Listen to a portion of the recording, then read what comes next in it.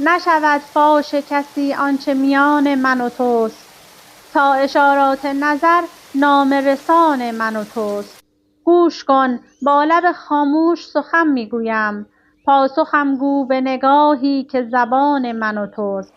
روزگاری شد و کس مرد ره عشق ندید، حالیا چشم جهانی نگران من و توست.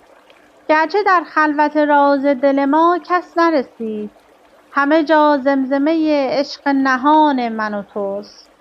گو بهار دل و جان باش و خزان باش، ارنه ای بسا باغ و بهاران که خزان من و توست.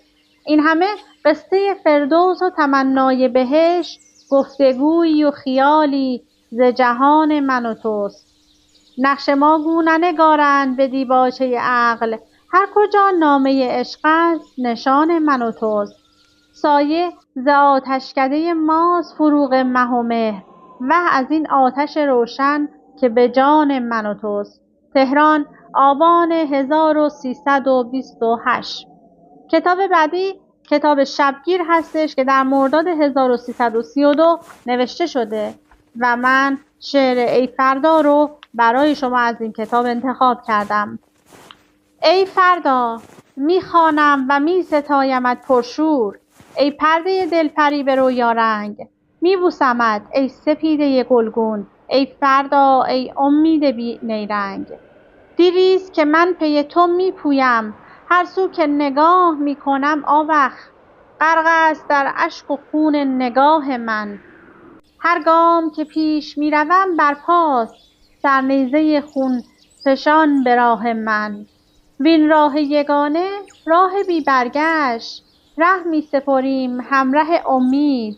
آگاه ز رنج و آشنا با درد، یک مرد اگر به خاک می افتد بر می خیزد به جای او 100 مرد. این است که کاروان نمی ماند، آری ز درون این شب تاریک ای فردا من به سوی تو می رانم. رنج است و درنگ نیز می تازم، مرگ است و شکست نیز می دانم. آبستن فتح ماست این پیکار، می دانمت ای سپیده نزدیک، ای چشمه تابناک جان افروز. کز این شب شوم بخت بدفرجام بر می آیی شکفته و پیروز، و از آمدن تو زندگی خندان. می آیی و بر لب تو 100 لبخند، می آیی و در دل تو 100 امید. می آیی و از فروغ شادی ها تابنده به دامن تو 100 خورشید، و از بهر تو باز